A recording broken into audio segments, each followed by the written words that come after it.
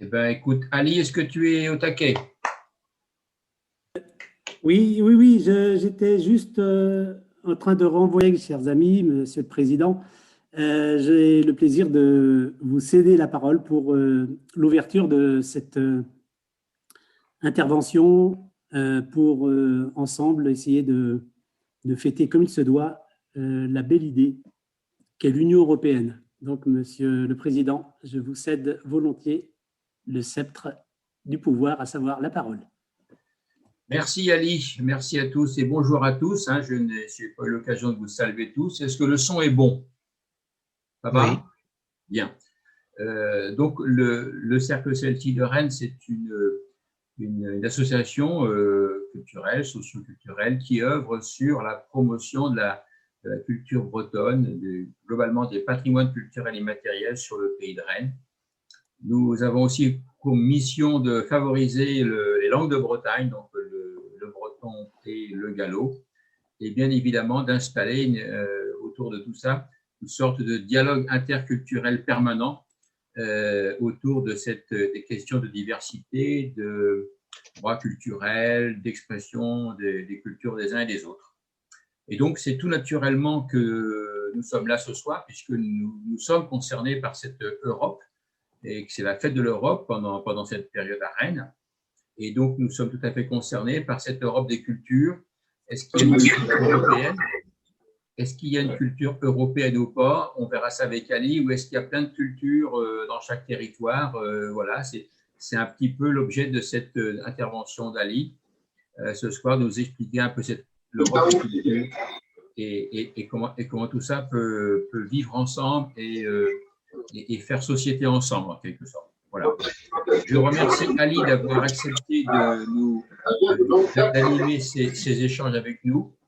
Je le connais bien, je sais qu'il a une très grande richesse et une très grande connaissance de toutes ces questions-là. Et donc, je le remercie encore une fois très chaleureusement d'avoir accepté, dans ce week-end prolongé quand même, de pouvoir se libérer de sa petite famille peut-être pour être avec nous ce soir.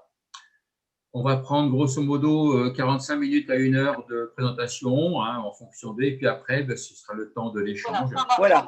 Et chacun pourra contribuer à la richesse des débats. Pendant tout ce temps-là, je vous demanderai de couper vos micros les uns les autres pour éviter d'entendre ce qui se passe chez vous ou autour de vous. Et puis, éventuellement, si vous ne recevez pas très bien, vous pouvez aussi couper vos caméras, ce qui du coup améliore la bande passante Internet. Voilà. Eh bien, je donne la parole à Ali, du coup. Attends, juste, on peut rajouter, si vous souhaitez prendre la parole, poser des questions, vous pouvez les écrire dans la discussion, ou bien avec la petite icône réaction, vous avez une main levée, donc vous mettez votre main et on vous donnera la parole ensuite. Voilà, quand le débat va arriver. Mais si vous avez déjà des réactions, oui, vous pouvez alimenter la discussion sur la droite. N'hésitez pas à réagir à chaud. Ali, c'est à toi, mon ami. Merci infiniment. Alors, j'en profite d'abord pour remercier les personnes qui viennent d'arriver et que je n'ai pas eu l'occasion de saluer, à commencer par Madame Hutin. Bonjour donc, Ali. Bonjour, bonsoir. Merci donc de votre présence. J'ai proposé un titre un petit peu générique, mais qui en même temps pose d'une certaine manière la problématique.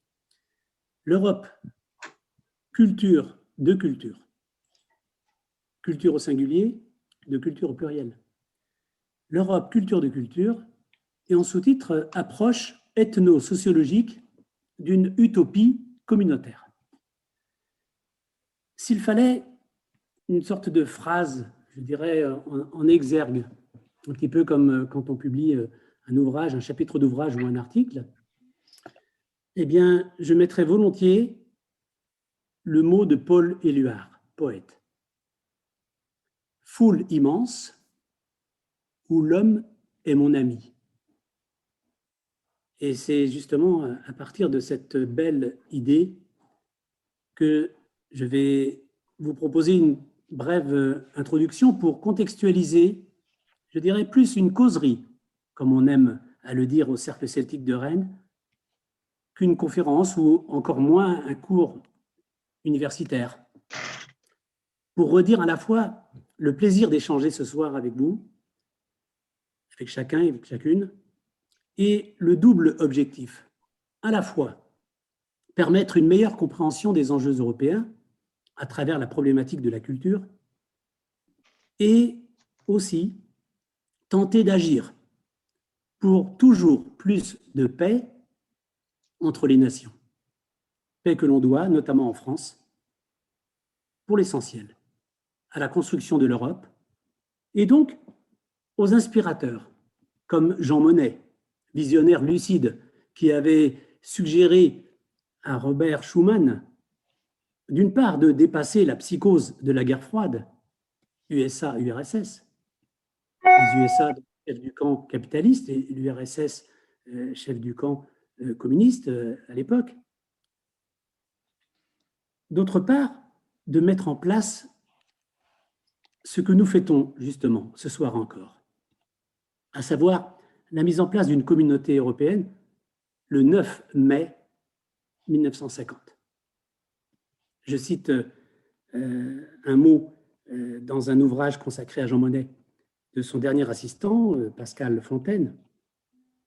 Le rassemblement des nations européennes exige que l'opposition séculaire de la France et de l'Allemagne soit éliminée. L'action entreprise doit toucher au premier chef la France et l'Allemagne. Alors, 3 points. D'abord, j'aimerais vous rappeler ce qu'il est convenu d'appeler ma problématique de recherche et mes schémas conceptuels, c'est-à-dire les termes, mes outils, les outils théoriques, qui me permettent non seulement d'interroger la réalité sociale, mais de tenter de lui donner un sens le plus objectif possible, le plus scientifique possible.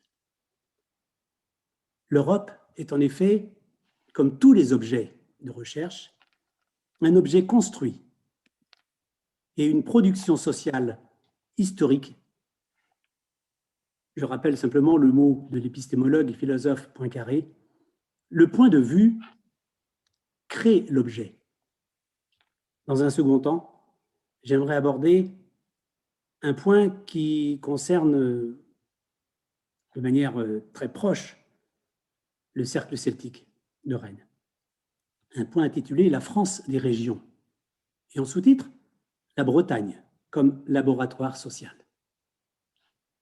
Et enfin, au cœur du sujet, l'Europe, culture de culture, une utopie qui se réalise. Un mot ainsi pour contextualiser nos interrogations et nos recherches sur un objet, encore une fois, encore à construire sociologiquement, l'Europe. En disant ceci, après Pierre Ginestet, juriste, il disait en 1959, je le cite, « La construction de l'Europe unie ne saurait se concevoir sans le concours et l'appui de ses habitants. Les peuples d'Europe ont voulu les institutions chargées de cette unification. » J'ai d'ailleurs eu le plaisir d'ouvrir à Rennes 2, d'abord, puis à la DGER, Direction générale de l'enseignement et de la recherche, des écoles spéciales militaires de Couët-Quidan, à Guerre, et dans le prolongement, justement, des tout premiers cours à l'université, évoquant ce nouveau domaine, l'Europe. Sociologie des institutions européennes à Rennes 2 et sociologie de la nation et de la dynamique européenne, SNDE, à Couët-Quidan. Dès la fin des années 1980, en effet, il s'agissait de rétablir, dans le cadre de ma thèse, sur la modernisation agricole en Bretagne et donc sur la PAC, politique agricole commune, de la CE, rétablir le lien entre l'Europe et son passé, et donc entre la nation et son histoire, et offrir ainsi, notamment aux étudiants, et plus largement aux citoyens, le moyen de se réapproprier l'héritage des pionniers de la communauté économique européenne, aujourd'hui l'Union européenne. Pionniers que j'avais nommés dès ma thèse les utopistes communautaires. À mon niveau, j'avais le désir de réaffirmer que l'Europe, moins qu'une réalité uniquement économique, est surtout une belle idée, un beau projet, et même, comme je l'ai maintes fois écrit, une utopie qui se réalise.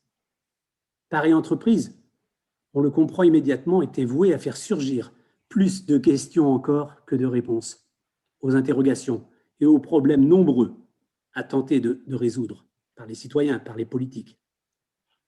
L'analyse objective du sociologue ou celle de l'historien, celle du juriste, s'oppose-t-elle vraiment aux commentaires des politiques, aux commentaires des journalistes ou même aux opinions des citoyens, qu'ils soient militants ou non? Alors, pour évoquer la problématique de recherche et le schéma conceptuel, j'indiquerai brièvement que, comme tous les chercheurs en sociologie politique qui étudient les citoyens dans leur rapport avec l'État et ses institutions, de bien distinguer deux formes d'intelligence. Celle, la première, qui renvoie au discours, au service de l'action, dans les médias, dans le champ politique, dans la vie quotidienne. Alors, je pense que tous les micros ne sont pas éteints.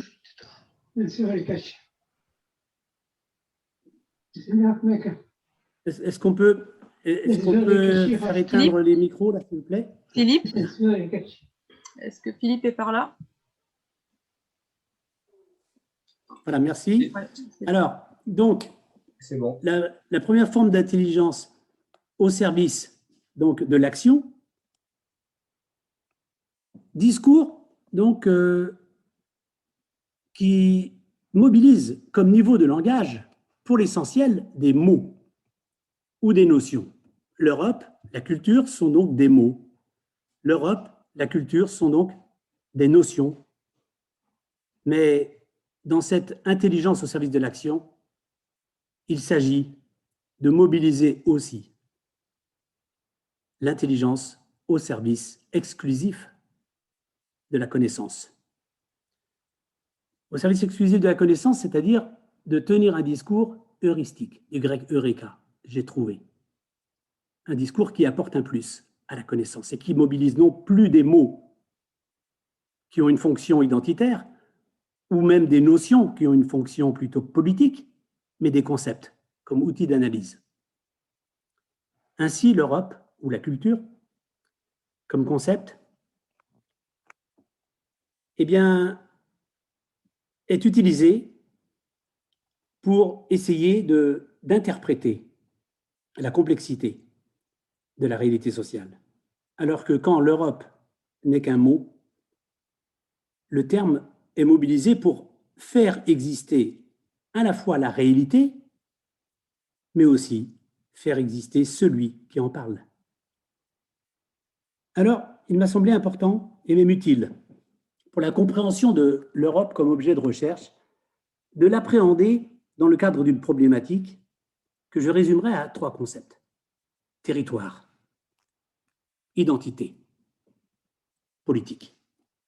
D'abord, quelques mots sur le territoire, en sachant que, en fait, quand on définit le territoire, on ne parle pas d'autre chose que d'individus, de personnes qui ont un sentiment d'appartenance à ce territoire.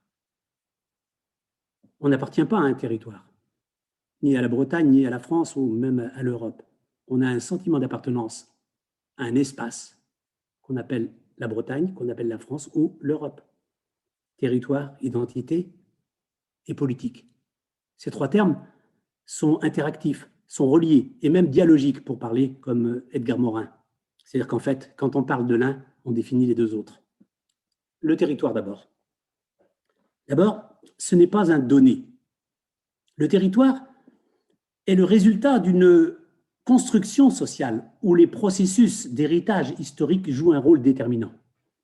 Le territoire s'observe en outre à des échelles d'analyse différentes, qui peuvent parfois se recouper, s'emboîter, échelle locale, régionale, nationale, continentale, c'est-à-dire européenne par exemple. Et quand on dit que les territoires s'emboîtent, se recoupent, eh bien, il s'agit de penser le territoire autrement que comme une cible, avec au cœur de la cible l'individu et à l'extérieur, au bout, le monde. En fait, l'Europe est en chacun des individus, en chacune des composantes. Et donc, parler de la France, quand on en parle en tant que Breton, c'est en même temps parler de la Bretagne et, bien entendu, de l'Europe et même du monde. Et donc, le territoire est une portion d'espace qui a été délimitée. L'un des grands enjeux, et on le voit actuellement, par exemple, en Palestine, c'est la frontière. La frontière qui permettra justement de dire eux qui ne font pas partie de nous, eux et nous. Tout simplement parce que le territoire, qui est une portion d'espace délimité, est un support d'identité collective. Le territoire a besoin aussi d'être nommé. C'est une dimension très importante du concept de territoire. Ce qui n'est pas nommé n'existe pas. C'est la même chose pour les individus. Donc, le territoire, nommé, encore une fois délimité, support d'une identité collective, est en même temps le produit de pouvoir. Le territoire est produit par le pouvoir et il est produit de pouvoir. Il y a donc un lien très fort entre pouvoir et territoire. Dans tous les cas, le territoire est le produit de l'action humaine.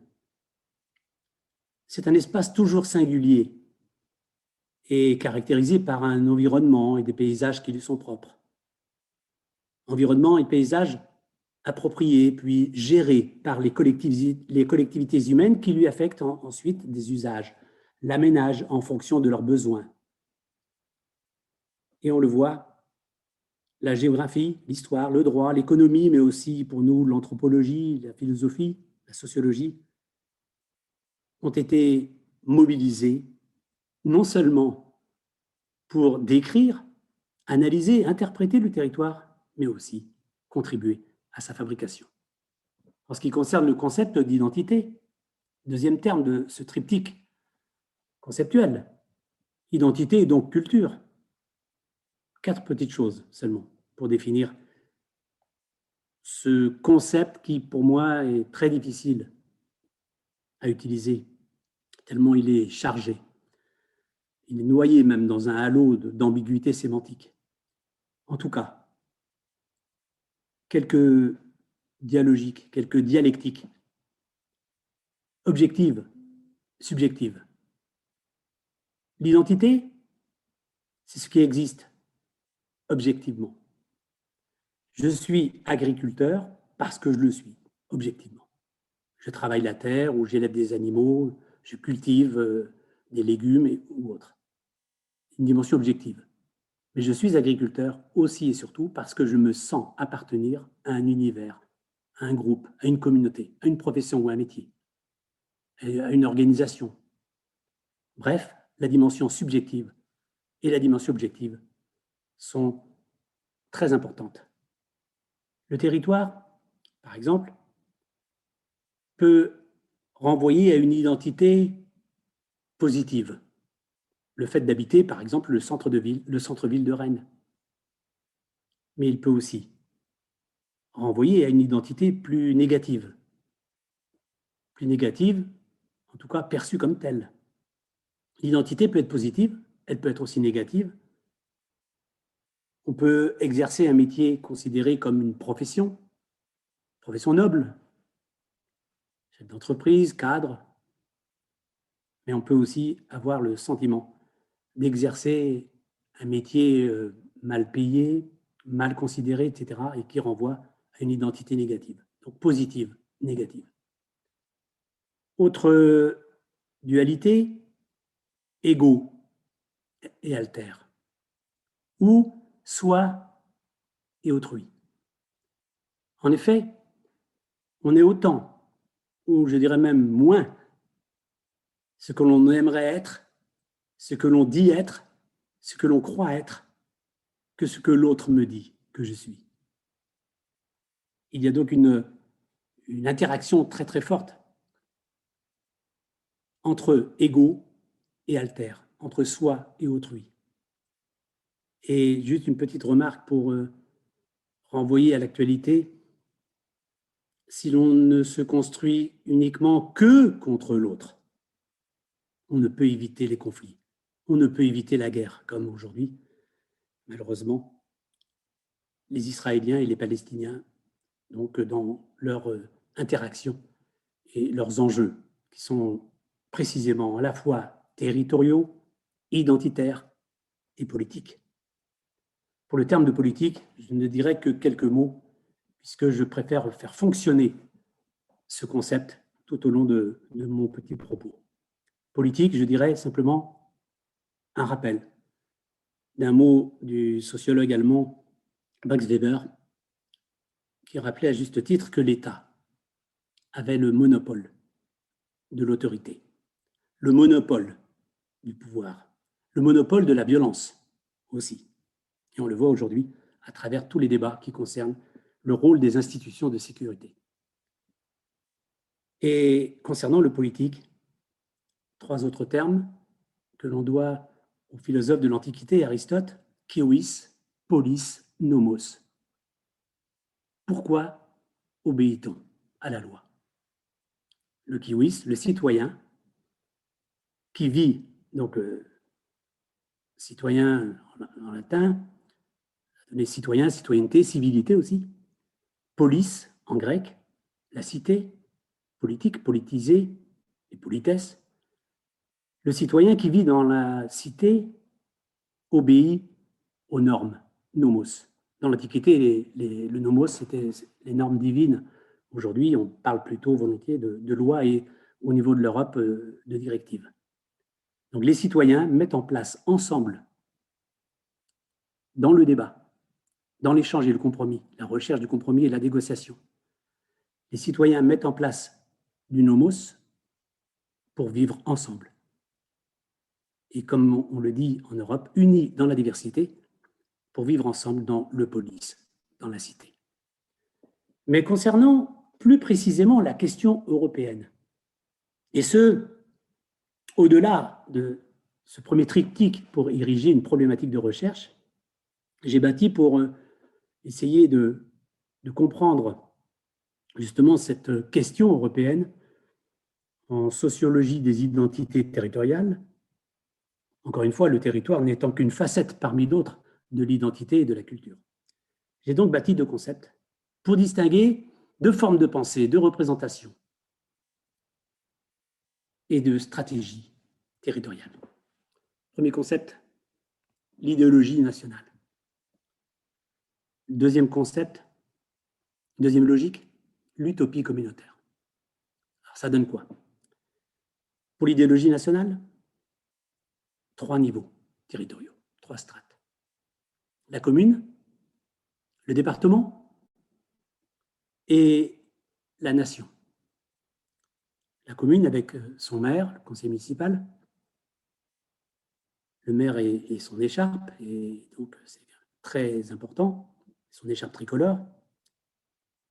Le département, conseil départemental et le préfet de département, l'exécutif à 2 têtes. Et la nation, l'État-nation. À ce sujet, je rappellerai que rares sont les pays au monde, dans le monde, où il y a autant de confusion sémantique qu'en France entre 3 termes. État, nation, société. On dit à n'importe quel Français qu'on lui parle de l'État français, il entend qu'on parle de la nation française ou de la société française. On lui dit qu'on parle de la société française, il entend qu'on parle de l'État français ou de la nation. Une sorte d'équation qui est spécifique justement à cette logique que j'ai appelée une logique jacobine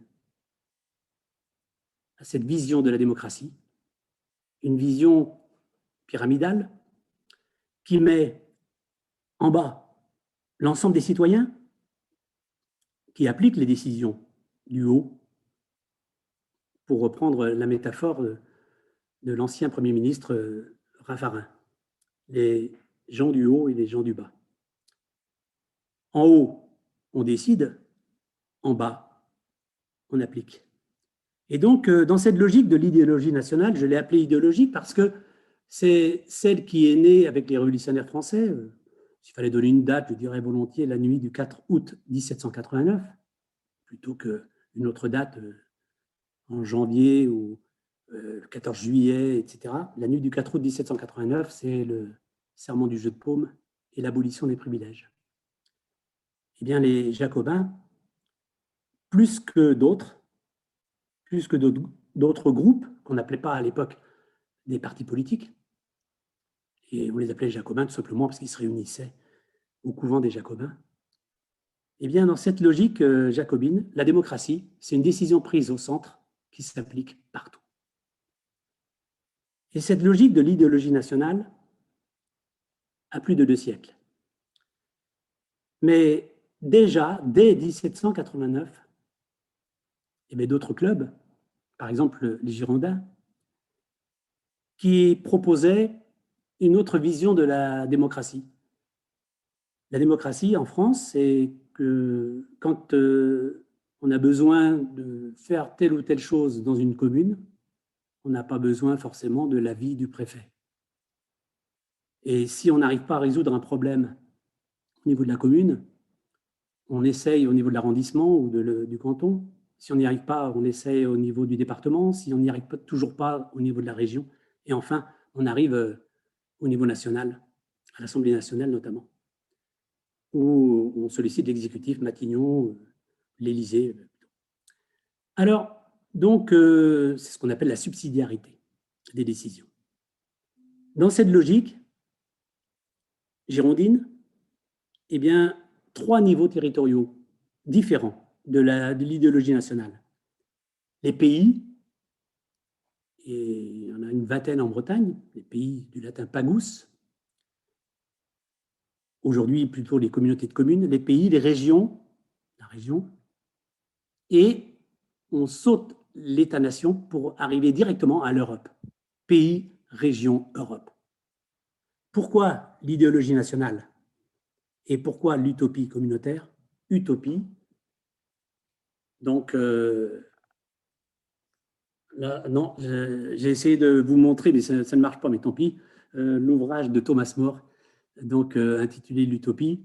Utopie, utopos, utopia, lieu de nulle part. L'idéologie nationale renvoie à des territoires de projets.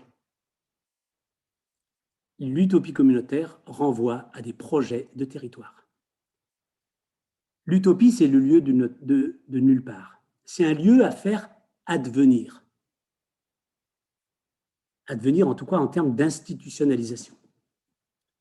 Alors, on le voit, pays, région, Europe s'inscrivent dans une même logique, commune, département, nation, dans une autre. Mais évidemment, dans la réalité, c'est tellement plus complexe, et les politiques, notamment, jouent d'une logique à l'autre en fonction de leurs intérêts plus ou moins immédiats. Alors, pour avancer justement et rendre compte de notre problématique concernant l'Europe, les partisans, les tenants de l'idéologie nationale ne sont pas contre l'Europe. Ils sont simplement pour une Europe des nations, une Europe limitée à la coopération entre États, alors que les partisans de l'utopie communautaire, ce sont des européanistes convaincus, parfois convaincants, mais en tout cas, ce sont des européanistes qui veulent faire de l'Europe une fédération. On a donc d'un côté des européanistes favorables à la souveraineté nationale et de l'autre des européanistes favorables à la souveraineté européenne. Je ne parle donc pas, je ne parle jamais, dans mes travaux notamment, d'Européens ou d'européanistes et d'anti-Europe. Il n'y a pas, d'un côté, des personnes qui seraient favorables à l'Europe et d'autres qui seraient défavorables à l'Europe, y compris les Brexiteurs ou les Frexiteurs, comme on dit aujourd'hui, mais on voit bien qu'il y a deux visions, deux perceptions politiques donc, de l'Europe.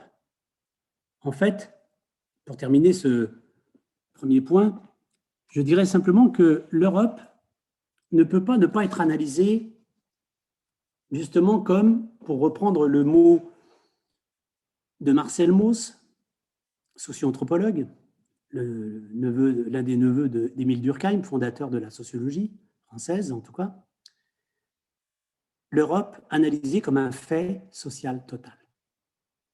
Fait social total, ça veut dire que pour analyser, pour essayer de comprendre l'Europe, il faut tout faire pour l'appréhender comme, premièrement, un fait politique. Deuxièmement, un fait économique. L'Europe n'est pas limitée aux institutions, aux règlements, aux directives. L'Europe, c'est aussi un marché, un grand marché. Et d'ailleurs, la première dénomination de l'Union européenne, de l'Europe, c'était bien la communauté économique européenne, les communautés économiques européennes. Économie au milieu, entre le mot communauté et non pas société, comme la Société des Nations, la fameuse SDN entre les deux guerres, la communauté économique et bien sûr européenne, l'Europe, donc l'un des trois continents connus, donc géographiques. Et donc, l'Europe, comme fait social total, il y a une dimension politique, une dimension économique, une dimension technique aussi. Il y a beaucoup de juridisme, de méthodes, de techniques, d'outils pour précisément tenter de fabriquer cette réalité qu'on appelle aujourd'hui l'Europe. Et enfin, culturel. Il n'y a pas de faits sociaux totaux où les identités et les cultures ne soient pas au cœur de la problématique et un enjeu fort, le sentiment d'appartenance. Et dans toutes les enquêtes concernant les sentiments d'appartenance, les enquêtes que j'ai eu l'occasion de mener, notamment dans les années 90 jusqu'à 2002-2003, donnaient des gens qui, en un, se disaient bretons, en deux, européens, en trois, français, d'autres en un, français, en deux, bretons, en trois, européens, etc. Donc, il y a une complexité des sentiments d'appartenance. Et à noter que dans ces enquêtes, non pas des enquêtes d'opinion, mais des enquêtes sociologiques concernant les territoires, les identités, la culture, eh bien, on ne peut absolument jamais corréler la classe sociale avec le sentiment d'appartenance. Certains agriculteurs se vivent comme très européanistes, d'autres plutôt français, et notamment les petits paysans qui attendent que la France, que l'État, que la nation française les aide. C'est ce que j'ai appelé le repli frileux sous le parapluie national, à la faveur justement d'une politique agricole de plus en plus européenne. Bref, la culture, l'identité nécessite, pour être appréhendée, d'intégrer aussi l'imaginaire, les émotions, les sensations de bien-être ou de mal-être, au contraire. Alors, donc, pour conclure ce premier point, juste un rappel des 6 dimensions qui caractérisent ce fameux concept du latin conceptus, fruit de la raison, fruit de l'intelligence. Un concept, ça ne se trouve nulle part, ça se fabrique, ça se produit. C'est un outil intellectuel. Bien entendu, il ne faut jamais confondre le concept avec la réalité qu'il est censé éclairer. 6 dimensions du concept. La première, la conscience d'une réalité transcendante, pour ce qui concerne l'utopie communautaire, l'Europe comme utopie communautaire. la conscience d'une réalité transcendante, d'une réalité invisible, insaisissable, mais d'autant significative que la réalité est évidente et tangible. Et donc, il s'agit, de mon point de vue, pour appréhender l'utopie communautaire, comme toutes les utopies, d'évoquer non seulement le visible, le concret, la matière, la réalité, les pratiques, les attitudes, les comportements, mais aussi les sentiments, les sensations, les pensées. Deuxième dimension, c'est celle de l'altérité. Il y a donc dans toutes les utopies une dialectique des rapports de force entre nous et les autres, ayant comme conséquence, malgré un territoire éclaté pour l'Europe, la recherche d'une identité collective, d'une identité commune. Troisième dimension, l'unité. C'est ce besoin qu'ont les citoyens européens de construire un espace cohérent, un espace uni. Et je rappelle le mot de Jean Monnet, la volonté d'unir dans la diversité. Quatrième dimension, c'est l'actualisation des origines. L'Europe, comme utopie, adapte son passé au présent. C'est une adaptation du passé au présent et en même temps un refus de retour au passé. Je pense par exemple à toutes les Europes de la guerre. Charlemagne, au IXe siècle. Il y a 2 siècles environ, Napoléon. Plus récemment, Adolf Hitler. Et nous sommes passés progressivement, ou je dirais mieux brutalement, d'une Europe de la guerre à une Europe de la paix. En tout cas, il s'agit bien là d'un enjeu d'actualiser ses origines. Cinquième dimension, c'est le déchiffrement de l'avenir. Effectivement, quand l'avenir est connu, quand l'avenir est prévisible, et ce n'est pas le cas aujourd'hui à la faveur de la crise sanitaire du Covid, quand l'avenir est connu et prévisible, le futur est tellement moins angoissant. D'où tous les travaux au sein de la communauté, des communautés européennes, de la Commission européenne, tous les travaux de prospective, de tentatives de déchiffrement, de prévision, etc., et de programmation pour l'avenir, pour prévoir l'avenir, pour qu'il soit un petit peu moins stressant, un peu moins angoissant. Et enfin, parmi les dimensions, je voudrais conclure par la 6e, qui concerne la lutte et la complémentarité des contraires. Nord, sud, rural, urbain, et pourquoi pas patron, salarié, etc. En fait, s'il existe une sociologie de l'utopie, on doit convenir que, d'autre part, la sociologie elle-même est du domaine de l'utopie, en partie, ou de l'imaginaire en tout cas. En effet, si tout passe par l'imaginaire, la sociologie ne saurait faire exception. Rappelons quand même que l'ambition du sociologue, l'ambition des sociologues, est de reconstituer scientifiquement la réalité sociale. Et en sociologie, on ne confond pas le monde avec l'image du monde. Mais on n'oublie pas que l'image que je me fais de la réalité participe à sa fabrication. En tout cas, mène une action sur cette réalité. Le deuxième point, la France des régions, la Bretagne comme laboratoire social.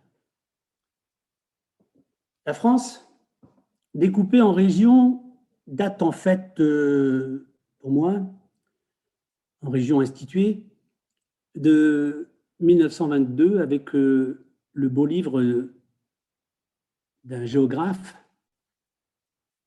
intitulé « La Terre et l'évolution humaine ». Le législateur avait envisagé ainsi de découper la France en 10 régions, et chacune des régions avec un nombre à peu près égal de départements. Ainsi, je pense que 2 disciplines, j'en ajouterai une troisième après, ont particulièrement contribué à l'invention de la région. Par exemple, en Bretagne, à l'invention de la Bretagne. La géographie et l'histoire. Je pense au géographe Vidal de Lablache, notamment. Mais j'aimerais ajouter une troisième approche, plus mathématique, la statistique sociale. Et pour moi, donc, la géographie, l'histoire et la statistique sociale ont largement contribué à produire et à inventer les territoires tels que nous les appréhendons aujourd'hui. Vous savez, pour Vidal de Lablache, la région est carrément le seul espace légitime où concevoir l'articulation entre la nature et la culture, disait-il. Mais la région de Vidal de Lablache ne repose ni sur l'histoire, ni sur les sentiments d'appartenance. Et paradoxalement, la décentralisation, je pense à la décentralisation à la loi de 1982, Gaston Defferre, ministre de François Mitterrand, la loi dite de décentralisation, paradoxalement, a contribué en France à diminuer la conscience régionale en faisant tout simplement du département, et là je vous renvoie à ma première typologie, ma première logique dite de l'idéologie nationale, en faisant du département, dans le découpage politique totalement arbitraire, le département, le territoire donc le mieux adapté, le département, aux dimensions de la vie sociale du temps, car composé, je cite le législateur de l'époque, de petites régions naturelles, des PRN, concept géographique s'il en est. Aujourd'hui pays, puis communauté de communes. Les enjeux, en fait, étaient beaucoup plus politiques que culturels, en tout cas en 1982. Rappelons quand même qu'il est impossible de penser l'Europe, je l'ai un petit peu noté, évoqué précédemment, qu'il est impossible de penser l'Europe sans penser en même temps la nation, sans penser en même temps les régions. La Bretagne, en 1789, était perçue comme un véritable modèle. Pour reprendre le mot du sociologue allemand Max Weber, un idéal type ou un type idéal de province. Et ce pour au moins 3 raisons. Premièrement, à cause des Celtes, comme les Gaulois, qui font office d'ancêtres communs. 2, tout simplement parce qu'en Bretagne, on parle le breton. Et que la péninsule a été effectivement décolonisée par les Celtes au VIe siècle. Les Bretons font donc figure de Celtes véritables. Et j'ai indiqué, dans un texte récemment, le terme de fossile anthropologique. Et enfin, 3e raison, les révoltes paysannes depuis 1792. La chouannerie semble vraiment avoir traumatisé l'opinion. Même si cette chouannerie n'avait concerné en fait que très peu de villes en Bretagne. On garde néanmoins de la Bretagne, à partir de la chouannerie, une image d'un grand bocage uniforme, un grand ouest bocagé, pluvieux et même uniformément chouant. Bref, on a assisté à la fabrication d'un ethnotype fabriqué par des intellectuels pour caricaturer les provinciaux. Et hier soir même, je relisais une BD des années 1920-1930, Bécassine, où la Bretagne, on le voit, est perçue, dessinée, interprétée, évoquée comme justement un idéal type. Le paysan breton, traditionnel, chouan, individu qui est contre tout, un bon Gaulois individualiste et railleur, etc. Attention et soyons vigilants quant à nos perceptions du lien, justement, entre territoire, d'une part, et culture.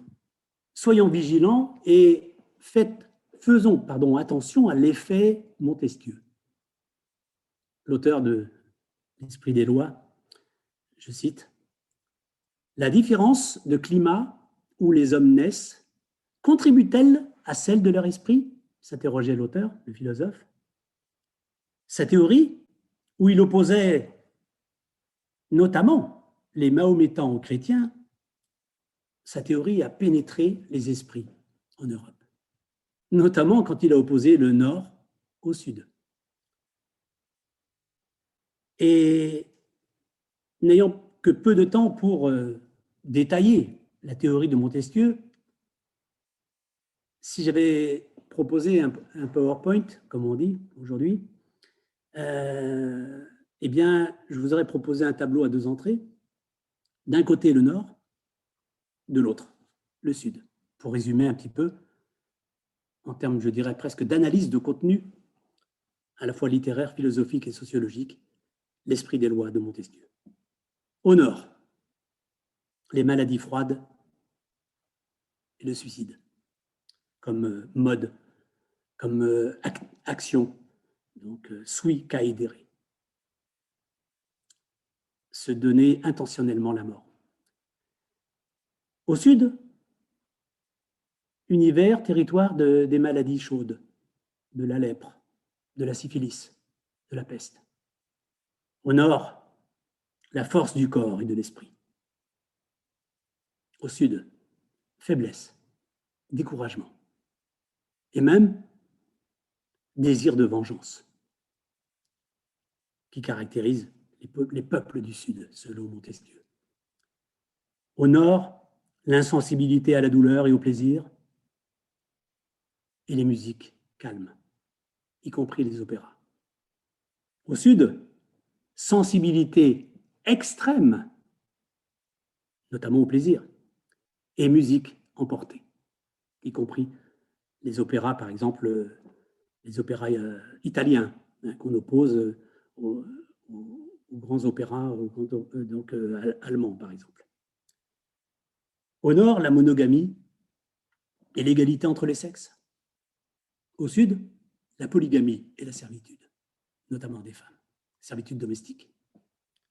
Au Nord, la liberté, la monarchie et la république. Et au Sud, la servitude et le despotisme. Le tout caractérisant d'une part le christianisme, d'autre part les mahométans. On le voit bien à travers cette rapide évocation d'une œuvre qui a la réaction qu'il a. Là. Donc, je crois que tous les micros ne sont pas éteints. Oui, c'est monsieur ou madame Valencogne, si vous pouvez couper votre micro. Voilà, c'est bon, allez, tu peux continuer. Merci. On le voit bien, donc le lien entre territoire et mentalité territoire et identité culturelle, par exemple, concerne les peuples.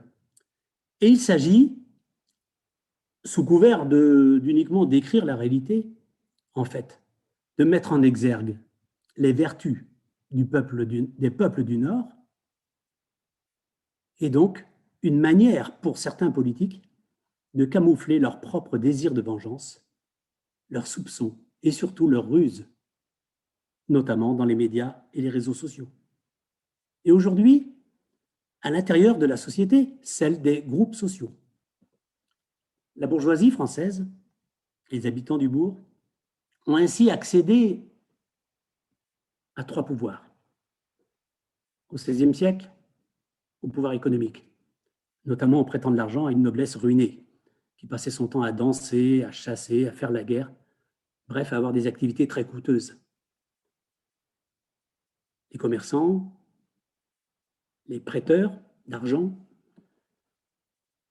ce qu'on appelle aujourd'hui les banquiers, les premiers banquiers, donc, se sont enrichis et habitaient au cœur du bourg, d'où le nom de bourgeois.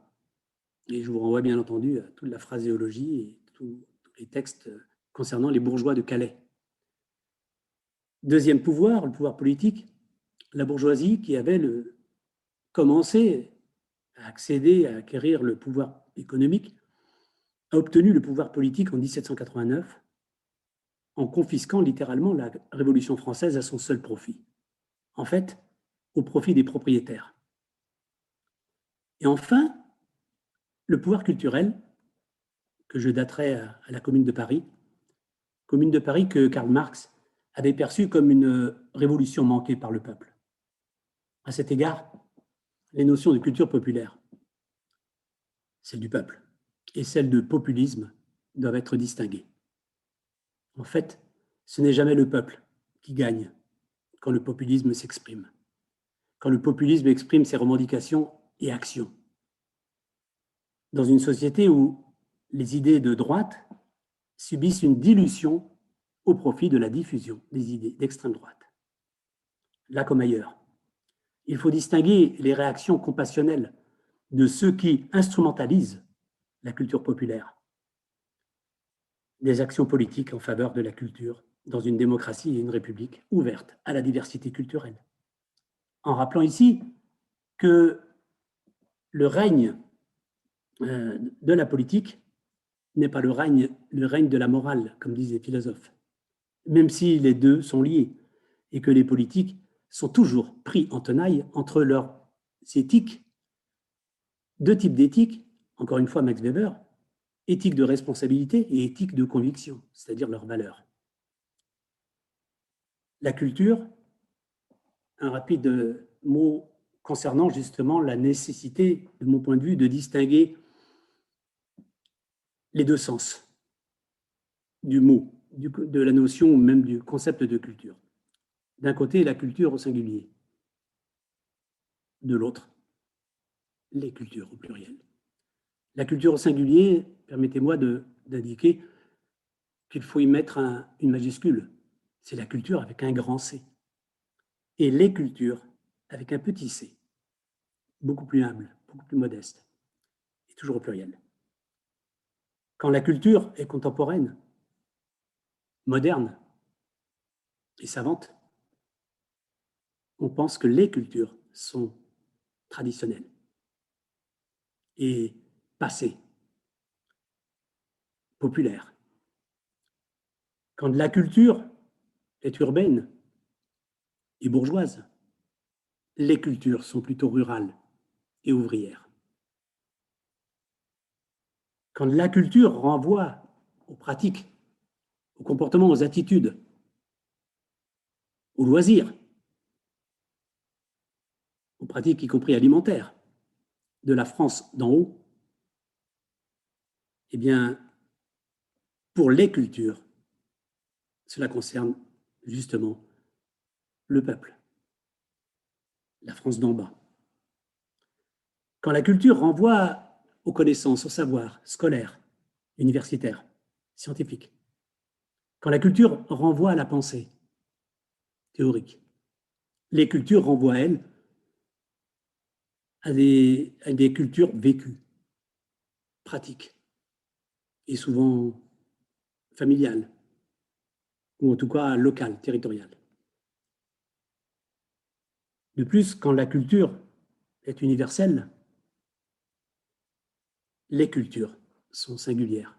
Et j'en profite pour rendre hommage à l'activité de l'association sous la houlette d'Anne-Marie Béguet-Simon, Universel Singulier, qui précisément montre que en démocratie, dans une société républicaine et respectueuse de toutes les cultures, il s'agit précisément de distinguer ce qui ressort de l'universel et ce qui renvoie plutôt au singulier, au spécifique. Et enfin, quand la culture renvoie à la possibilité qu'ont eu les personnes d'aller à l'école et de suivre un réseau scolaire SS, non pas Schutzstaffeln, mais SS supérieur spécialisé, eh bien, les cultures renvoient à des personnes qui ont suivi un réseau PP, primaire, professionnel. Ainsi, l'école, qui remplacera peu à peu l'Église et la famille en France comme institution centrale de la société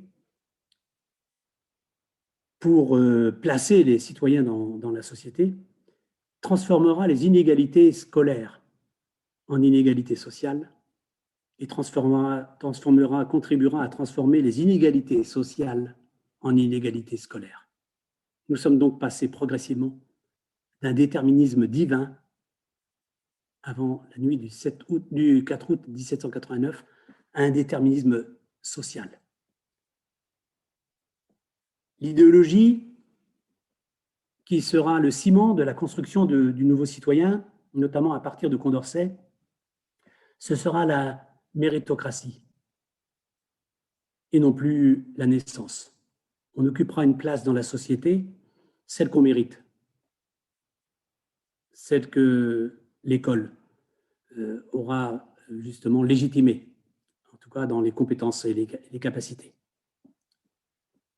Concernant l'identité nationale, on va assister peu à peu à un mixte de ius solii, le droit du sol, et de ius sanguinis, le droit du sang. Et les valeurs de la République seront affirmées notamment à travers les couleurs du drapeau national, bleu, blanc, rouge. Le bleu pour la liberté, le blanc pour l'égalité et le rouge pour la fraternité. Et l'État ne pourra agir que sur les deux premières valeurs. Les lois peuvent être plus ou moins libérales, liberticides, plus ou moins égalitaires. Par exemple, entre citoyens et de groupes sociaux différents. Mais la loi ne peut imposer la fraternité aux acteurs sociaux. Mais toutes ces questions ne sauraient être limitées et encore moins résumées au débat récent en fait en France, droite-gauche. En 1781, 4 ministres communistes étaient entrés au gouvernement Mauroy. La gauche semble être aujourd'hui à la recherche d'un souffle perdu, tout au moins selon les éléphants du Parti socialiste. À cet égard, Robert Badinter s'est même présenté aux 20h à la messe catholique, qui a peu à peu remplacé la messe catholique, comme un mammouth. Cette allusion que je viens de faire à l'opposition politique et idéologique droite-gauche n'est utile ici que pour rappeler que la problématique européenne a divisé les deux camps. Certes, il n'y a pas d'anti-Europe, mais il y a bien deux visions de l'Europe, encore une fois celle de la fédération et celle de l'Europe limitée à la coopération entre États. Ainsi, le Parti communiste français distingue, à l'instar de la France insoumise, je cite, l'Europe des gens contre l'Europe de l'argent. Et seul, a priori, François Asselineau, pour l'Union populaire républicaine, l'UPR, soulignait en 2019, pour les élections du 26 mai, qu'il faut maintenir un peuple souverain dans une France libre, avec le slogan « Ensemble pour le Frexit ». Pendant que le Parti socialiste, au contraire, insistait sur son souhait de, je cite, « prendre l'Europe au sérieux ». Et l'UDI, autour de Jean-Christophe Lagarde, mais aussi de Louis Giscard d'Estaing, note que pour que la France soit forte, il faut que l'Europe devienne puissante. La gauche, plus ultra, est plus anticapitaliste qu'anti-européenne au fond, même si elle déplore le manque d'Europe sociale. Quant au Rassemblement national, il veut à son niveau donner la priorité aux entreprises et aux travailleurs français. Et concernant notre thème ce soir, le Rassemblement national souhaite défendre, je cite, « défendre notre identité en affirmant nos valeurs de civilisation et en préservant notre mode de vie et nos traditions ». Pour Raphaël Glucksmann, qui soutient une envie d'Europe écologique et sociale, l'Europe est notre avenir. Quant à Europe Écologie Les Verts, Yannick Jadot, député européen, plaide pour une écologie positive qui améliore la vie, dans la mesure où pour lui, l'Europe, nous n'allons pas la rêver, nous allons la construire. Nicolas Dupont-Aignan compare l'Europe à un immeuble en copropriété dont les pays seraient les appartements et la Commission européenne le syndic. Et pour bien rester dans notre sujet de réflexion, il conclut ses interventions par « pour remplacer l'Union européenne par une Europe des nations libres ».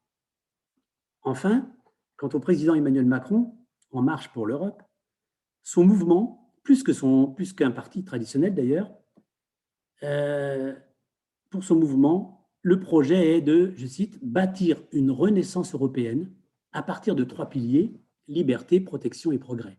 Quand LREM parle de renaissance, les Républicains parlent de refondation de l'Europe, évoquant, dans son deuxième pilier, une Europe qui transmet sa civilisation, unie pour défendre la France en Europe, et ce, en ayant 2 adversaires en fait. Selon les LR, d'une part, premier adversaire, ceux qui veulent déconstruire l'Europe, comme les RN, le RN, et ceux qui veulent, deuxième adversaire, toujours plus d'Europe, comme les centristes, ex-UDF, les écologistes, donc les Verts, et les socialistes.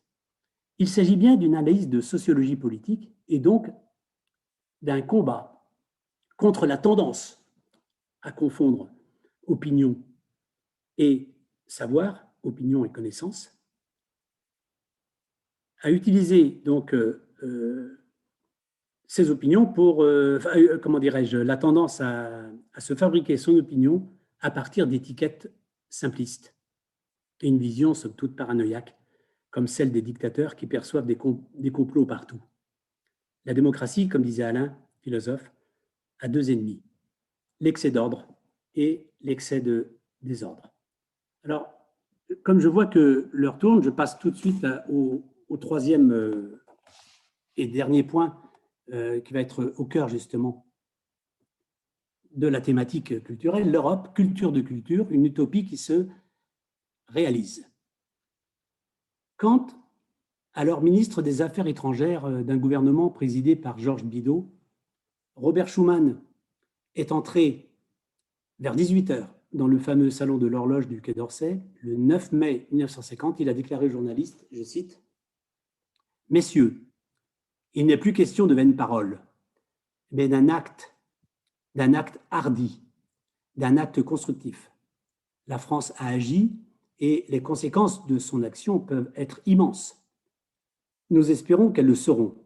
Elle a agi essentiellement pour la paix, pour que la paix puisse vraiment courir sa chance. Il faut d'abord qu'il y ait une Europe. 5 ans presque jour pour jour après la capitulation sans condition de l'Allemagne, la France accomplit le premier acte décisif de la construction européenne et y associe l'Allemagne. Les conditions européennes doivent s'en trouver entièrement transformées. Cette transformation rendra possible d'autres actions communes impossibles jusqu'à ce jour. L'Europe naîtra. De tout cela, une Europe solidement unie. Mais peut-on véritablement parler de culture européenne? Oui et non. Oui, si l'on évoque les apports de multiples cultures qui coexistent encore aujourd'hui dans l'anthropologie des citoyens, dans l'anthropologie des institutions. Oui, si l'on a bien en tête les belles valeurs, démocratie, droits de l'homme, et même république ou encore laïcité. Mais non, si on chosifie la culture et qu'on est persuadé à tort, comme le rappellent tous les philosophes depuis l'Antiquité, qu'elle existe dans la réalité. Il s'agit bien d'un concept, d'un outil langagier pour interroger et interpréter la réalité sociale.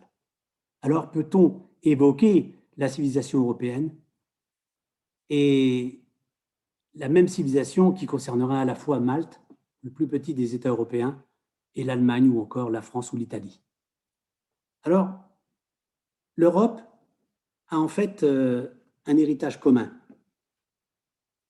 Et on peut donc parler effectivement de culture européenne à partir du moment où l'on convoque, l'on mobilise l'ensemble de ses composantes.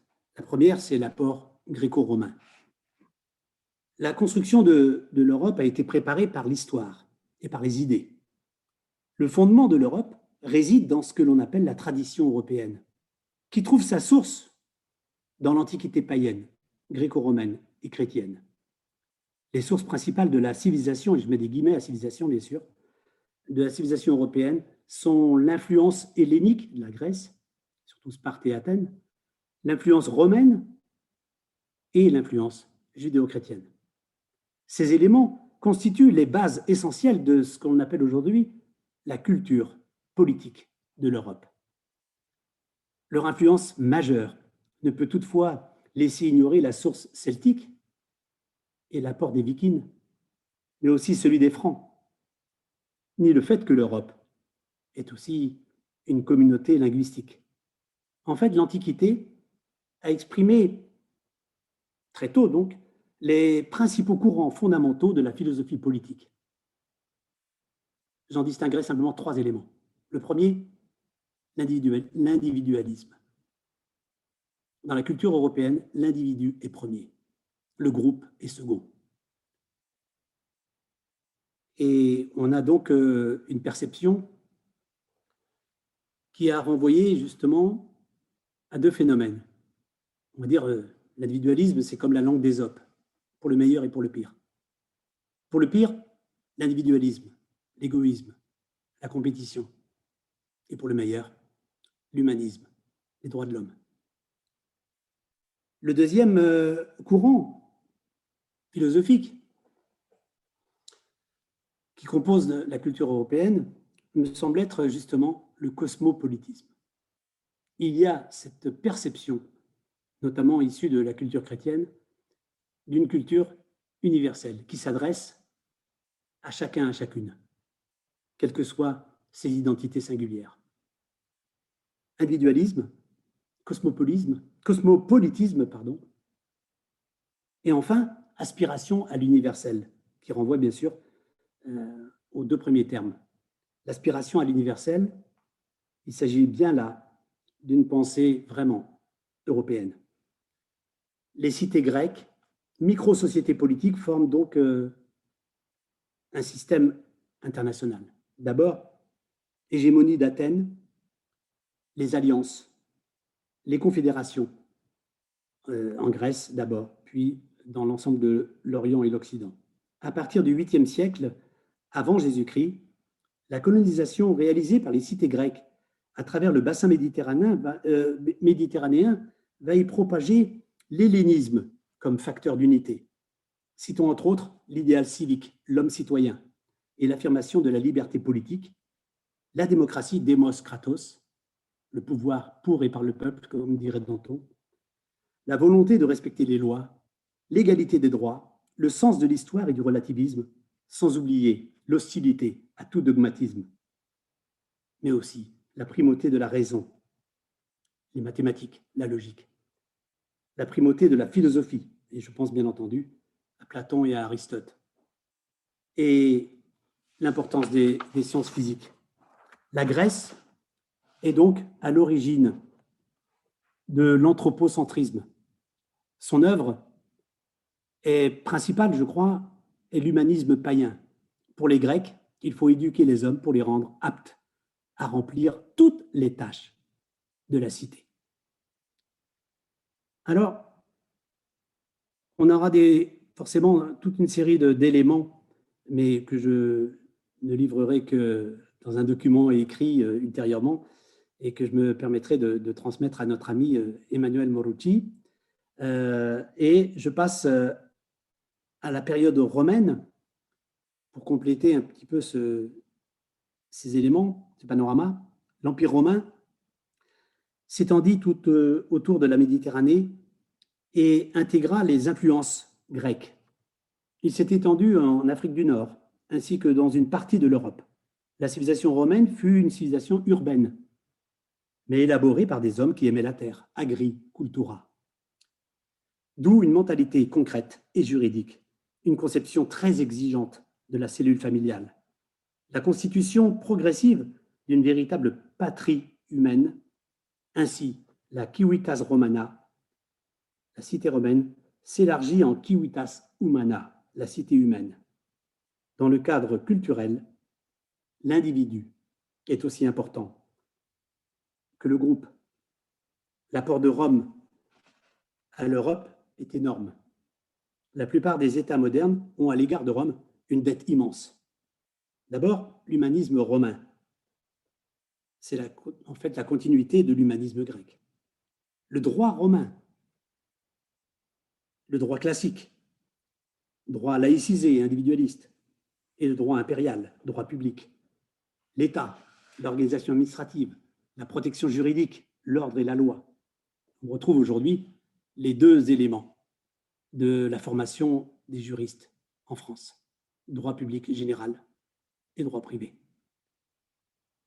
Les traditions de l'activité économique et l'administration publique et privée, le sens de l'organisation, on le voit bien, mais y compris dans les différentes BD d'Astérix, avec le sens de l'organisation militaire et politique.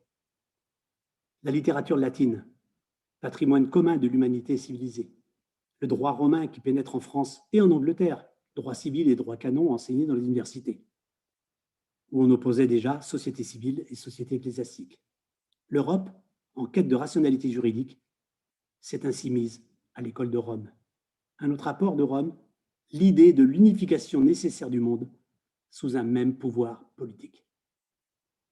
Cette idée traverse le Moyen-Âge et hante les grands esprits. Elle est inséparable de l'idée de paix universelle. Relisez Cicéron dans De Republica. Elle s'est transmise à saint Augustin et par lui à Charlemagne, lecteur de La Cité de Dieu. On la retrouve aussi chez Dante dans son De Monarchia et plus tard chez l'abbé de Saint-Pierre, nourricier de la pensée de Voltaire, pour déboucher sur les tentatives au XXe siècle de la SDN, la Société des Nations. Bien entendu, l'Union européenne, la CE, s'en est aussi inspirée, plus modestement et avec plus de réalisme aussi. C'est le premier rassemblement de nations majeures, c'est-à-dire mûries par l'histoire, réunies à des fins pacifiques et par le fait de leur adhésion à une base démocratique. Le deuxième apport, l'apport judéo-chrétien. Géographiquement incorporé à l'Empire romain, le petit peuple juif devait, par le christianisme, introduire en Occident une tradition nouvelle qui s'était élaborée 2000 ans avant Jésus-Christ. Elle a permis notamment l'avènement du monothéisme et elle introduisait dans le domaine moral une révolution sans précédent. Jésus-Christ, le Messie prédit par des prophètes, tout en se plaçant dans la lignée de la tradition juive, fonde une religion nouvelle, de portée universelle et non plus simplement limitée au peuple élu. Après sa mort, ses disciples, convaincus de sa résurrection, répandent sa doctrine non seulement parmi les Juifs de la diaspora, mais aussi parmi les païens dans l'Orient hellénisé et le monde romain. L'héritage de l'Occident est donc double. Il se compose de l'humanisme gréco-romain et de son enrichissement par l'apport du christianisme, qui en reconstruit les bases. Je retiens de cet élément en termes culturels l'importance de la valeur de la personnalité humaine. L'homme peut se perfectionner et, à travers ces trois termes, perfectionnement, unicité et respect. Mais les apports ne sont pas limités à la Grèce, à Rome et à la chrétienté. Il faut souligner, et surtout au cercle celtique de Rennes, l'influence celtique. Les Celtes, peuple indo-européen, installés depuis 2000 ans avant Jésus-Christ dans l'Allemagne du Sud-Ouest. Les Celtes s'étendent par vagues successives, entre 500 et 300 avant Jésus-Christ en Gaule, en Espagne, en Grande-Bretagne, en Italie, dans les Balkans et en Asie mineure. L'influence celtique a été réelle, non seulement d'ordre linguistique, mais aussi d'ordre philosophique et littéraire. Constitution d'une mythologie celtique, d'ordre artistique, qui a influencé d'ailleurs les écoles romanes, ou encore d'ordre religieux, la foi dans l'immortalité de l'âme. Les bénédictins ont ainsi favorisé l'évangélisation des campagnes en réalisant le syncrétisme entre les vieilles croyances et la nouvelle foi, notamment en Bretagne, et ont perpétué ainsi le vieux fond religieux indo-européen. J'aimerais citer 2 autres apports, puisque le temps tourne et je pense que le plus intéressant, c'est l'échange. Je voudrais insister sur l'apport des Francs. Leur pratique du libre engagement des guerriers à un roi, primitivement d'ailleurs élu, est source de la féodalité. Régime fondé sur l'engagement contractuel d'homme à homme, l'un promettant son entier dévouement, l'autre sa protection, par le rituel religieux et très solennel de l'hommage, de ce que l'on appelait à l'époque de la foi jurée, par quoi le vassal se déclare suzerain d'un autre vassal. On peut dire que la hiérarchie débute avec, justement, le système féodal. Les Francs ont joué un rôle important en Europe, en propageant l'orthodoxie chrétienne. En Italie du Nord, notamment, au royaume goth, au royaume burgonde, au VIe siècle, cette action religieuse a pour point de départ la conversion de Clovis, influencé par l'Irlandais Colomban, venu d'Écosse, en Gaule, à la fin du VIe siècle, et fondateur de monastères sur le continent, par exemple à Bobbio, en Italie. L'aristocratie franque donc l'a imité. L'apport des Vikings, enfin. Il convient d'ajouter à ces sources importantes, majeures, une source nordique. Elle consiste dans l'apport des Vikings à l'Europe. Leur expansion s'effectue du 9e au 11e siècle, à travers l'ouest et l'est de l'Europe. Colonisation de l'Islande, occupation de l'Irlande, installation en Normandie, conquête de l'Angleterre, fondation de la Russie, qui doit d'ailleurs son nom à des guerriers normands. Leur apport est important. À leur actif, leur navigation perfectionnée, une technique du fer inconnue ailleurs. D'abord pillards redoutés, ils se révèlent comme de formidables organisateurs au XIe siècle. Et pour conclure, quelques points sous forme pratiquement de liste de courses pour ne pas trop prolonger les choses. Oui, allez. Premièrement, oui, une phrase. On est à 1h20, il faudrait que tu penses à conclure. D'accord, alors donc une phrase pour conclure justement. L'Europe est d'abord une communauté linguistique, exception faite du basque, du hongrois et du finnois. Et enfin, les frontières méridionales sont importantes à rappeler. L'Europe est séparée de l'Afrique par l'expansion musulmane au 8e siècle et au 9e siècle. L'Espagne est occupée par les Arabes à partir du 711. C'est l'Espagne musulmane que devait venir surtout la redécouverte de la science et de la pensée grecque qui va marquer les universités d'Occident. Bibliothèques et écoles, notamment à Cordoue, avaient recueilli l'essentiel de l'héritage de la pensée grecque. Enfin, l'Empire carolingien atteint l'Elbe, le christianisme s'étend vers le nord de l'Europe, Hongrie, Pologne, Lituanie, Ukraine. La Russie se tourne vers l'orthodoxie du fait de son européanisation tardive. Je vous remercie. Merci beaucoup Ali pour cet exposé d'une très grande densité et d'une richesse vraiment très très importante. Dans tout ce que tu as évoqué là, notamment sur les notions de territoire, enfin l'Europe des territoires, ça faisait écho à beaucoup de questions que je me pose par rapport à même la Bretagne, en fait, finalement, on a un peu les mêmes problématiques en Bretagne, finalement. Voilà, ça faisait écho à plein de choses. Comme on a déjà pas mal avancé dans le temps, est-ce qu'il y a des personnes qui veulent réagir aux propos de Alice sur, ça a été exposé sur la construction de l'Europe, l'Europe des diversités, l'Europe des cultures, enfin voilà. Est-ce qu'il y a des contributions? Oui, alors moi, je veux bien, Madame Hutin, oui. Je veux bien intervenir. D'abord, on n'a plus rien à dire après tout ce qu'a dit Ali Haït Abdelmalek, parce qu'il a vraiment tout dit sur le positionnement de tout cet enchevêtrement de culture. Il y a deux choses. Alors, j'étais un petit peu inquiète à un moment quand on a parlé beaucoup des Grecs et des Latins, parce que je viens de me plonger dans les écrits de Robert Schuman et la dimension du Christ, du christianisme est très importante chez lui. Il dit qu'en fait, au 1er siècle, le christianisme a apporté une véritable révolution qui a complètement transformé les débuts de démocratie qui étaient mis en place. Et sa démonstration est très intéressante, disant que ce n'est pas les chrétiens, hein, mais c'est ce qu'il a dit qui a imprégné peu à peu les sociétés et qui, en 2000 ans, au bout de 2000 ans, ont permis que se crée une démocratie généralisée, comme il dit, une démocratie européenne qui essaie de faire vivre toutes les grandes dimensions de la démocratie, en particulier le respect de toute personne, le respect de la vie intérieure, l'égalité. Donc, il dit que, en fait, ce n'est pas forcément les chrétiens qui l'ont transmis, mais c'est ce courant de pensée a peu à peu influencé. Alors, il y a eu des excès, il y a eu des allers-retours quelquefois dommageables, mais on a pu arriver à cette démocratie européenne qu'il appelle la démocratie généralisée.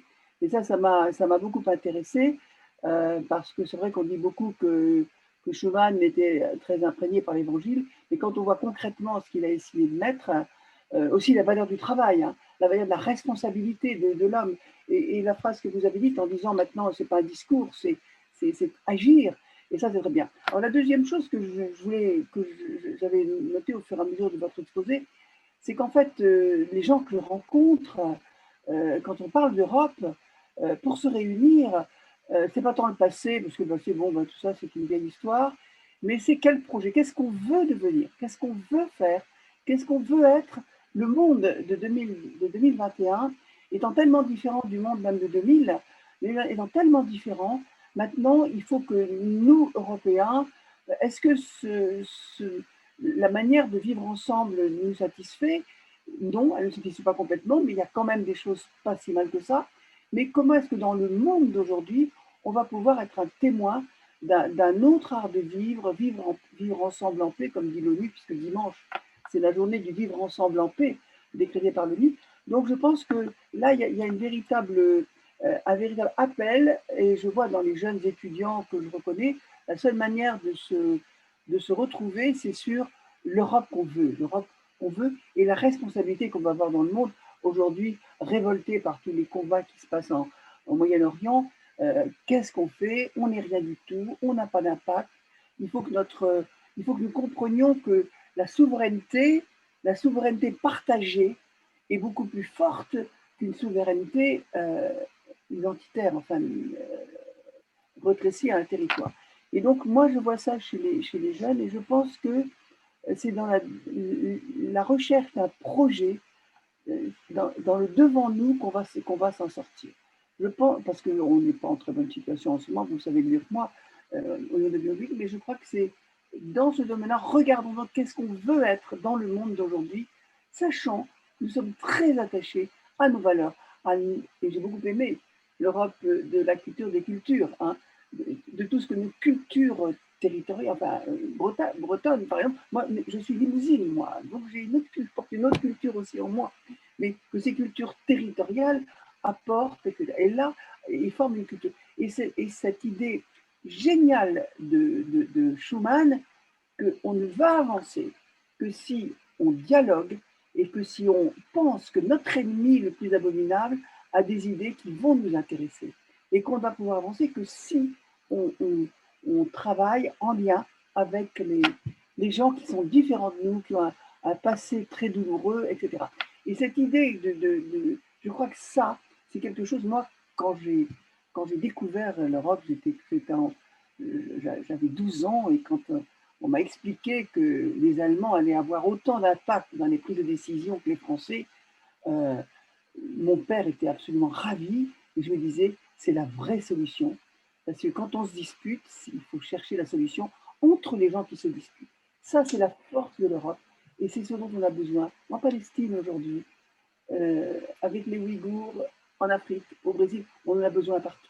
Ça, c'est un modèle qu'on voudrait pouvoir transmettre, mais encore faut-il le vivre vraiment aujourd'hui. Et c'est vrai que nous avons dans nos sociétés de telles fractures en ce moment qu'on se demande si nous sommes encore capables aujourd'hui de travailler avec celui qui n'est pas de notre avis. Et la violence de nos sociétés m'inquiète énormément. Donc nous avons une sève qui, pendant 70 ans, a permis de remplir. Cette sève, serons-nous capables de la recevoir et pour nourrir nos projets, nourrir cet avenir. Voilà ce que je voulais vous dire. Mais merci, Madame Hutin. Extrêmement. Merci. Il faut garder espoir. Il y a Madame Béguet-Simon qui a demandé la parole. Oui, merci beaucoup de me la donner. Magnifique exposé, comme d'habitude, Ali. Évidemment. Il ne faut pas trop lui dire ça. Hein. Bah, si, mais je le dis quand même parce que voilà, je trouve que c'est important. J'apprécie beaucoup l'intervention de Madame Hutin. Effectivement, personnellement, j'avais été sensibilisée à la question de l'Europe par Annick Mallet, qui avait fait un très beau livre il y a déjà quelques années là, l'introduction à l'Europe sociale, et qui posait la question finalement d'une action sociale, des politiques sociales communes. Voilà. Et aujourd'hui, moi, j'aimerais savoir, en fait, comment vois-tu, Ali, se construire une Europe sans remettre en question un modèle d'économie capitaliste qui écrase beaucoup d'hommes et qui écarte beaucoup d'hommes des sociétés. Voilà, c'est une question que je me pose, et sans qu'il y ait vraiment, je dirais, de leader de la paix au sein de l'Europe. Parce que quand on voit émerger des mouvements d'extrême droite par-ci et par-là, il y a de quoi s'inquiéter vraiment fondamentalement. Quand on a vu, je dirais, la pagaille pour l'accueil des réfugiés, des réfugiés, des migrants, je trouvais que l'Europe a été inconsistante. Et voilà, j'aimerais avoir tes réflexions sur comment tu vois le projet européen s'il n'y a pas une refonte d'un modèle économique qui intègre tous et qui ne soit pas basé sur la compétition, mais qui soit basé sur la coopération et sur la construction de la paix. Voilà. Voilà mes questions, cher Ali. Merci. Est-ce que tu peux essayer de répondre assez rapidement, Ali, pour qu'on puisse avoir d'autres questions derrière? Oui, alors donc sous forme un peu presque de liste de courses. D'abord, merci Jeanne-Françoise Hutin donc, pour ces mots. Et je dirais 4 petites choses. La première, c'est qu'il y a 2 concepts qui sont vraiment importants et reliés, mais qu'il faut à la fois relier et distinguer. C'est le concept de culture et le concept de culte. Et donc, on voit bien là, quand on essaie de penser, et là je ne pense pas du tout à remettre en question, loin s'en faut, la loi du 9 décembre 1905, justement sur la laïcité, qui n'est pas une loi anti-religieuse contre les croyances, mais au contraire une loi qui est ouverte à toutes les formes de croyances, y compris l'incroyance, et surtout à la séparation du religieux et du politique.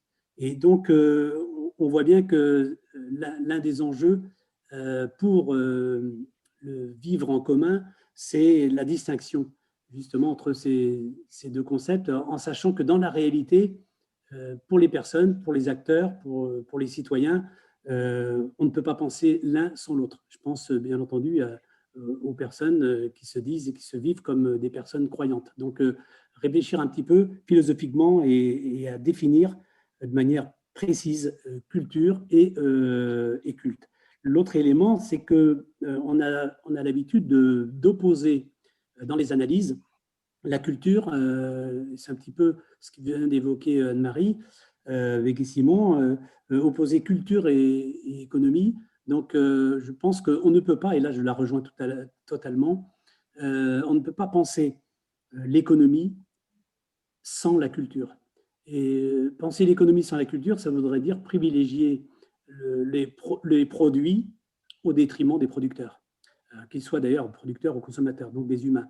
Et je pense que par rapport à une volonté de solutionner les problèmes actuels, les problèmes ne sont pas liés à une insuffisance, comment dire, ils ne seront pas résolus par moins d'Europe, mais justement, la seule chance pour l'avenir, je crois, c'est plus d'Europe et non pas moins d'Europe.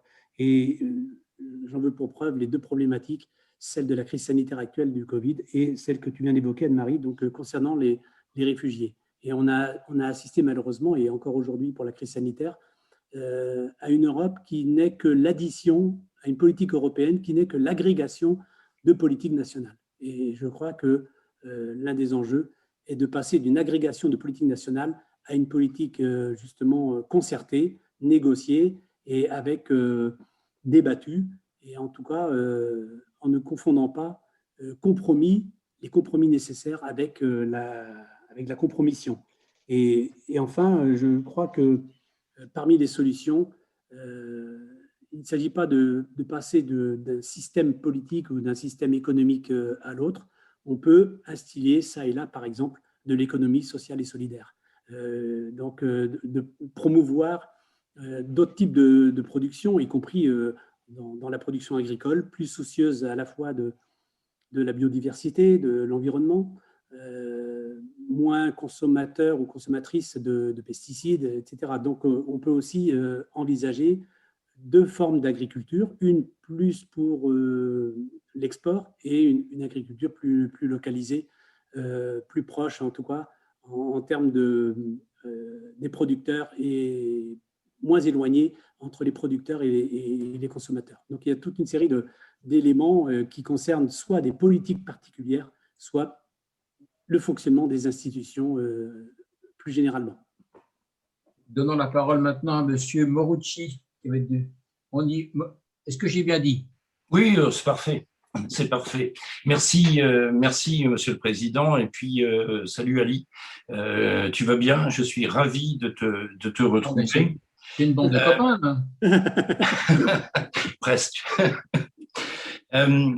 J'ai relevé dans cet exposé très riche, très dense, plusieurs éléments qui nous obligeraient à avoir une discussion un petit peu longue et qui nous prendrait vraisemblablement toute la soirée, voire un peu plus. Alors, je vais simplement sortir. On peut vous recaler un rendez-vous si vous voulez. Je vais simplement sortir trois éléments, si tu veux bien, Ali, et on pourra par la suite en discuter, parce que nous sommes appelés, je crois, à nous retrouver assez prochainement.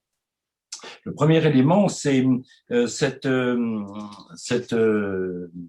aspect que tu as souligné, qui est celui de l'individualisme européen. Alors, j'ai envie de dire que c'est un individualisme qui est de notre quotidien.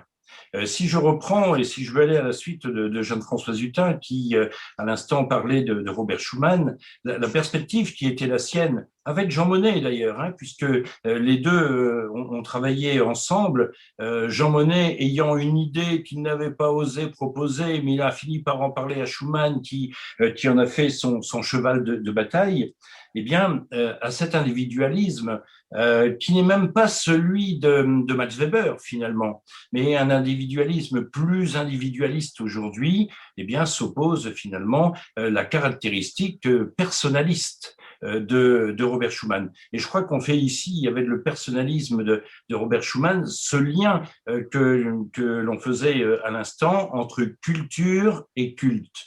Donc finalement, l'essence qui va nous amener à une culture commune européenne, alors celle qui nous vient de de notre passé, de notre antiquité la plus ancienne, avec tous les apports que tu as pu citer, celtes, bien évidemment, hein, et puis celtes avant les Grecs, bien évidemment, et puis tous les autres, eh bien, nous oblige à nous poser la question de l'existence aujourd'hui d'une culture commune.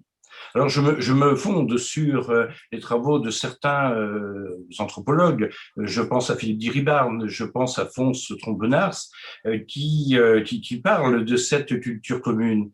Et dans mes travaux de recherche, j'ai pu, et tu le sais, puisque tu as pu en lire un certain nombre d'éléments, je m'étais fondé sur cette culture commune avec l'ensemble des ingrédients qui composent une culture.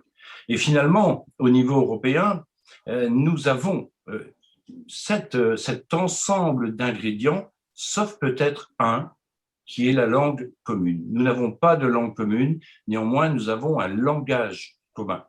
Et donc, nous avons toutes ces composantes. Un autre élément est celui de la définition de l'Europe. Tu as utilisé le vocable Europe. Il convient, je crois, dans ce que nous sommes en train de traiter, et particulièrement au moment où on lance la conférence sur l'avenir de l'Europe, de se poser la question de la définition de l'Europe et de parler précisément de l'Union européenne, qui n'est pas spécifiquement l'Europe.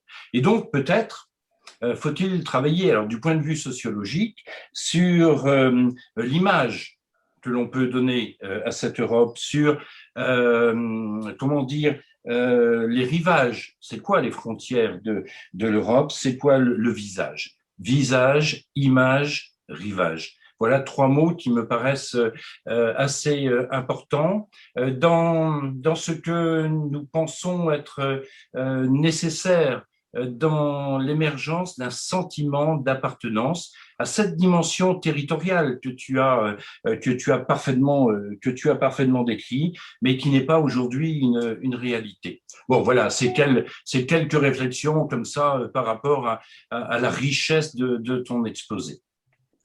Merci beaucoup, Monsieur Rocky. Merci. Pardon. Est-ce qu'il y a d'autres interventions? Le temps passe et… Oui, moi, Patrick, je voudrais dire un petit mot. Oui, allez-y. Alors, j'ai énormément apprécié cet exposé parce que, en fait, il donne matière à penser et il n'incite pas à polémique, ce qui aurait peut-être été mon inclination première. Donc, il amène une espèce de sérénité dans la manière de regarder l'Europe. Parce que, évidemment, il y a des côtés, sans être eurosceptique, il y a quand même des points douloureux, comme par exemple la situation de certaines parties de l'Europe par rapport.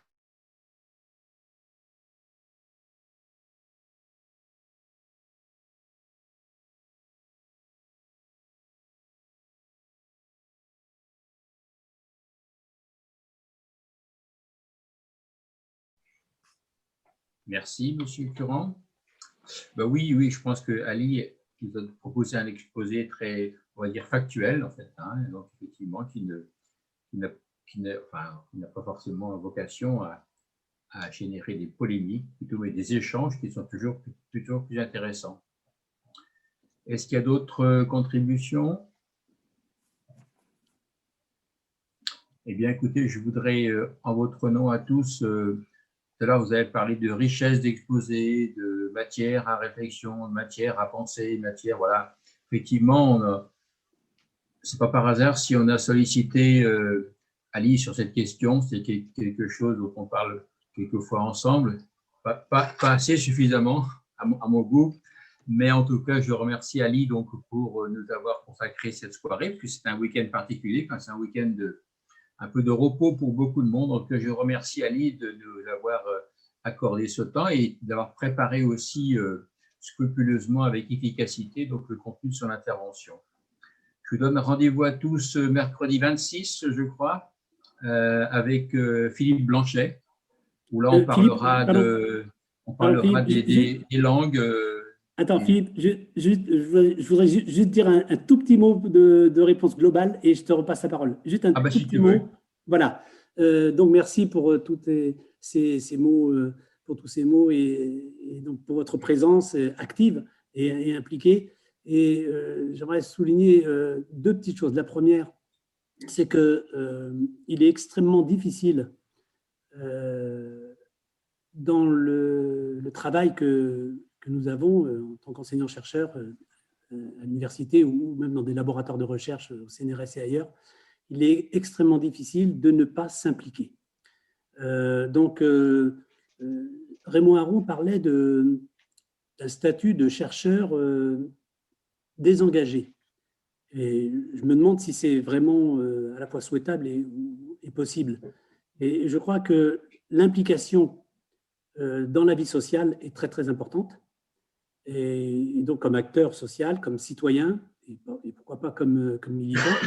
Et j'aimerais rappeler que la toute première question que me posent la plupart du temps les étudiants primo-entrants au sortir du bac en première année de sociologie, c'est la suivante. Est-ce qu'on peut être militant et sociologue? Et ma réponse, invariablement, est toujours la même. Oui, mais pas en même temps.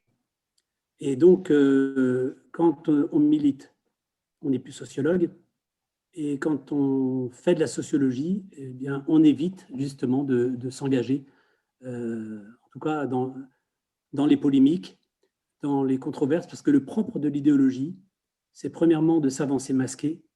Et aujourd'hui, il y a une idéologie qui est extrêmement efficace, précisément parce qu'elle ne se présente pas comme telle. C'est l'idéologie néolibérale et capitaliste. Et donc, on voit bien que l'idéologie, c'est le lieu du conflit et de la dualité. Quand on est dans l'idéologie, dans la lutte politique, dans le combat politique, on est ami ou ennemi. Et il y a donc aujourd'hui, par exemple, en Israël, des alliés objectifs que l'on croit être des ennemis. Regardez d'un côté et de l'autre. Les protagonistes, en règle générale, ceux qui prônent la violence, ceux qui prônent la guerre, le règlement des conflits par justement le son des armes, eh bien, ce sont des alliés objectifs. Et donc, je pense que s'il y a une application, c'est celle d'être loyal, honnête et éthique. Parce que nos vies sociales sont encadrées d'une part par de la loi, nul n'est censé ignorer la loi, mais nos vies sociales sont aussi encadrées par de l'éthique, de la morale, de la déontologie. Et donc l'intégrité fait partie des valeurs à la fois professionnelles et tout simplement citoyennes. Et le deuxième élément, c'est que je remercie le président Philippe Ramel d'avoir pris le risque de proposer une conférence qui concerne les territoires au moment même où tout le monde s'en fout. Je veux dire par là qu'aujourd'hui, le territoire n'est plus la facette dominante de construction des identités, qu'elles soient individuelles ou collectives. Je me souviens quand j'ai commencé ma thèse de doctorat, dans le train, quand on commençait à échanger à partir de Le Mans, les gens se présentaient ou nous interrogeaient et disaient « Vous êtes d'où ?» Alors moi je disais « Je suis de Saint-Grégoire, Rennes, etc. » Et eux, Brest, Brest même, ou Ploudalmézeau, etc. Et progressivement, les gens ne demandaient plus, ou de moins en moins, d'où vous êtes, ou d'où vous venez, mais vous êtes dans quoi? Sous-entendu, dans le privé, public, vous êtes cadre, vous êtes ingénieur, agriculteur, ouvrier, ou au chômage. C'est-à-dire, vous êtes placé où? Dans les rapports sociaux de production. Aujourd'hui, dans la société urbaine et moderne, c'est le travail qui est la facette dominante, donc les professions. La profession est la facette dominante de la construction des identités. Et le drame aujourd'hui, ce n'est pas ce changement du passage du territoire à la profession, mais le fait que quand on n'a pas de travail, on n'a pas d'identité professionnelle, et que dans la société moderne, ne pas avoir d'identité professionnelle, c'est ne pas avoir d'identité sociale, tout court. Et donc parler des territoires, c'est tout simplement réinjecter l'humain, l'individu, le citoyen, et donc parler de démocratie. Oh, ben voilà une belle conclusion. Bravo Ali. Bravo. Vraiment, c'est très chouette. On en prend de tous les côtés avec toi. En tout cas, merci beaucoup Ali, merci beaucoup à tous. Vraiment, c'était une très grande richesse. Donc, rendez-vous avec Philippe Blanchet le mercredi 26 à 19h30, pareil. Et puis, le vendredi 28, on retrouvera un artiste, un musicien, Dimitri Bokor, un Européen, un voyageur, un homme attaché à plein de territoires. Voilà. Eh bien, bon retour chez vous, mais vous y êtes déjà pour la plupart. Bon retour chez vous et puis bonne soirée. Et à très bientôt sur le programme de la Fête de l'Europe. N'hésitez pas à vous connecter ou aussi sur le site du Cercle Celtique de Rennes pour en savoir un peu plus sur nos activités. Merci Ali, très bonne soirée à tous. Et en tout cas, bon, eh bien, rendez-vous pour prendre une petite bière ensemble.